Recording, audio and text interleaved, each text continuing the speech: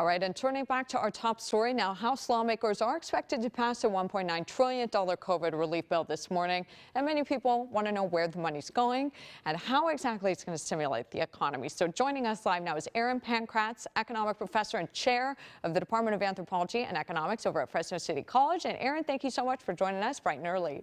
Sure, thanks for having me. And we'll get right into it. The money in this package is going to many sectors. We've covered that this morning. It's needed, but how economy till the pandemic is over? Is it too much that's being pumped into the economy right now? Well, that's the real question. Is it needed? And that's what some of the debate is about. And I think it will help. There's no question this will help.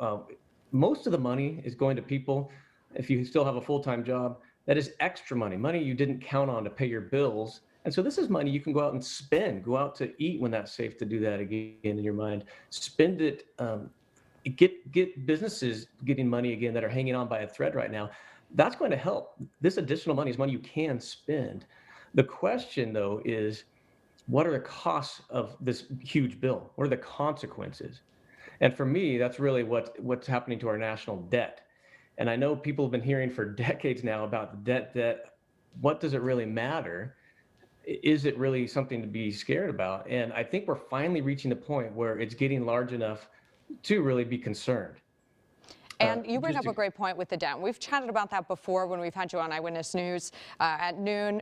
Just in comparison, the EU's GDP was around $15 trillion in 2020, so we're about to pass an almost $2 trillion bill. Should that boggle our minds, the amount of money that we're pumping into our economy? It absolutely should. In fact, last year, our GDP, the size of our economy, was actually up to $21 trillion. And we're passing a $2 trillion bill. This is a huge percentage of our GDP. And not just the percentage of GDP that's concerning, it's really the size of the debt that's grown to. If I could take you back just to the start of what we call the Great Recession, 2008, 2009, when we started spending these huge bills, our national debt was $10 trillion. That's a lot of money, a huge chunk of money. But we have now, in just 12 and a half years, nearly tripled that. Our debt is now at $28 trillion. That's something to be concerned about, I think, not just because of the size of the number. We may still say, so what? It's really the percentage of our GDP. Back in 2008, that $10 trillion was 68% of our national economy. We're now at 133% of the size of our national economy, 133%. So if everybody took all the income they earned the entire year and we tried to pay off the debt with that, we didn't eat, didn't buy any shoes, anything, we just paid off our debt, we still couldn't do it. Wow. That's something to be concerned about, not just because of the number itself, but we really would have to point to a country that did struggle when their national debt reached a certain level. And in 2011, the country of Greece, they reached a point where their debt was 170% of their GDP. 170%. We're not there, but we are a lot closer than we were a couple years ago. And at that point, Greece could no longer make their debt payments. And they were going to pay off their debt pennies on the dollar to try and get out of their situation.